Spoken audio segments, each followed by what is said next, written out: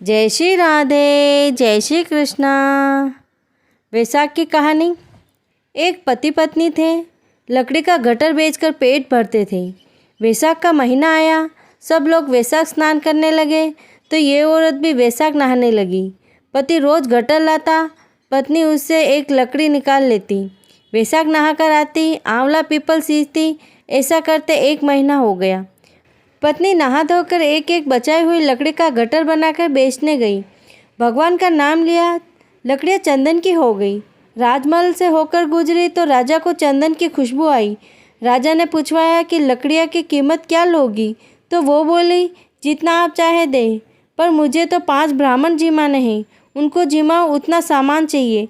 राजा ने नौकरों के साथ ब्राह्मणों जिम्मे जितना सामान उसके घर भेज दिया।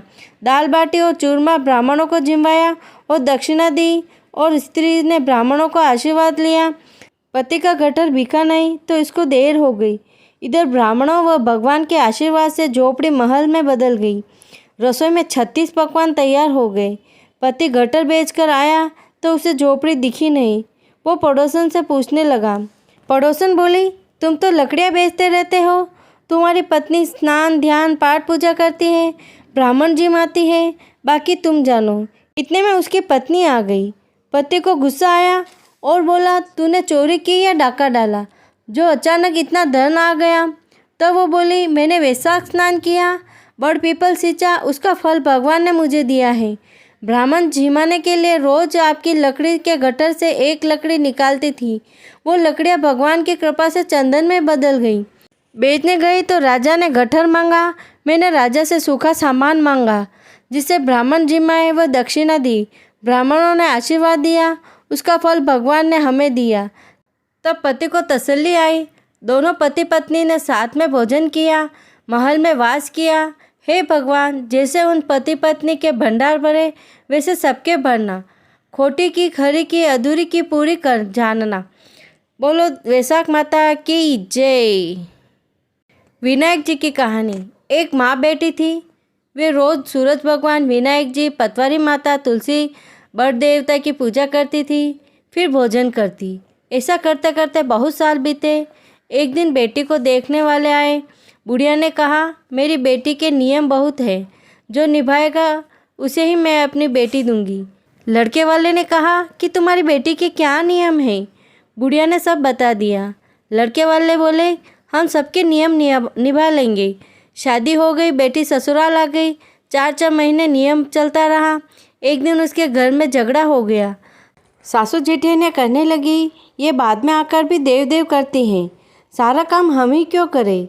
दूसरे दिन सवेरे छोटी बहू उठी और स्नान ध्यान से निवृत्त होकर पूजा को निकली। सासू जेठियानी कहने लगी, कहाँ चली बहू?